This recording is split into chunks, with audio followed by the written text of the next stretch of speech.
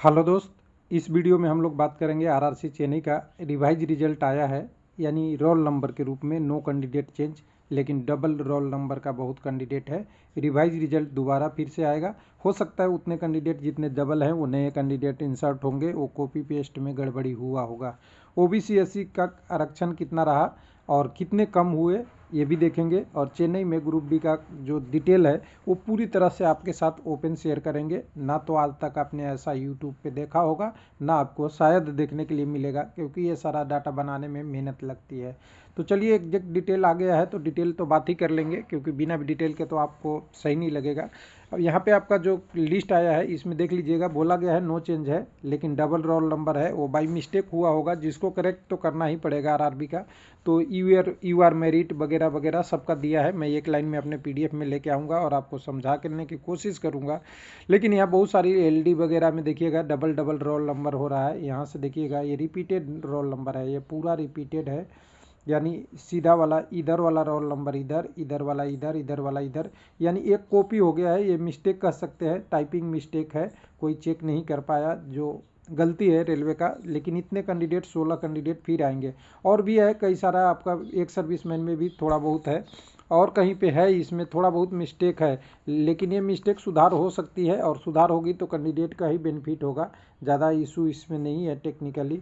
जैसे ये वाला लाइन फिर सेम के सेम कॉपी हो गया है, ये वाला लाइन यहाँ कॉपी हो गया है, जबकि यहाँ न्यू लाइन होनी चाहिए थी, न्यू रोल नंबर होनी चाहिए थी। सेम के सेम रोल नंबर आ गया है। और कई जगहों पे है थोड़ा थोड़ा मिस्टेक, ये करेक्ट करना होगा। हालांकि रेलवे के ऊपर डीबी या वगैरह का दिख ही रहा है, जल्दी जल्दी में गलती बहुत होती है, और हो सकता है इतना जल्दी करने का इनका पहले से आदत नहीं रहा हो, ये भी एक इशू है। तो चलिए यहाँ पे चलेंगे पीडीएफ में चलेंगे तो आपको बहुत ज़्यादा देर पे नहीं लाएंगे। अपने पीडीएफ में लाके आपको यहाँ बताएंगे कि 5062 कैंडिडेट ऐसे थे जो यूआर का क्लियर कम से कम, और ये टोटल मिला लेंगे ये 2500 जो यूआर की कम्युनिटी के थे, तो करीब करीब 8000 कैंडिडेट थे जिनका नंबर बहुत अच्छा था और यूआर के कटअप क्वालिफाई किए थे।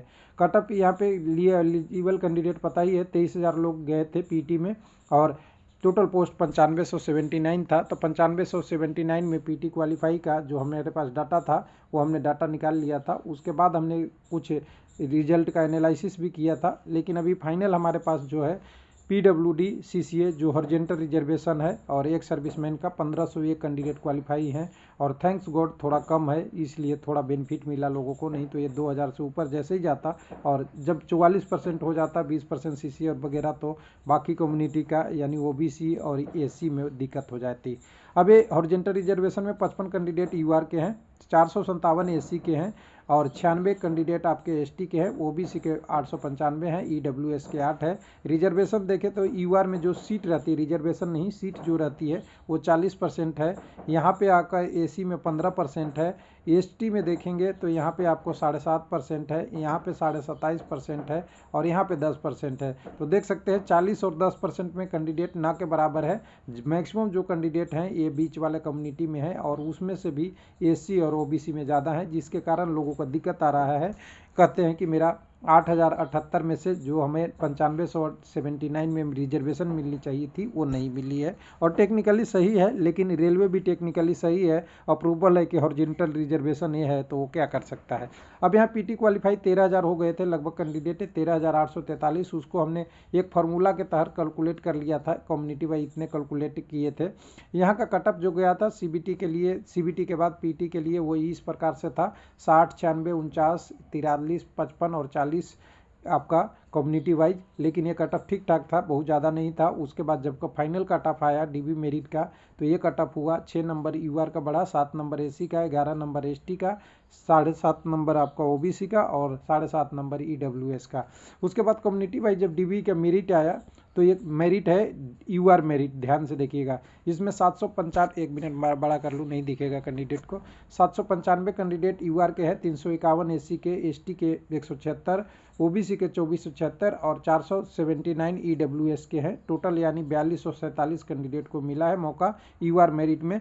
और टोटल वैकेंसी के परसेंटेज देखेंगे तो यूआर वाले 8.5%, एससी वाले 3.6, 1.84, 25% ओबीसी वाले और 5% ईडब्ल्यूएस वाले, यानी 44% ओपन वैकेंसी लिया गया है, जबकि 40 होता है। और ये 44 इसलिए हो रहा है कि हो सकता है पीडब्ल्यूडी के कुछ कैंडिडेट कम क्वालिफाई हो, जिसके कारण से 40 से 44% ये रिजर्वेशन टोटल वैकेंसी का निकल गया।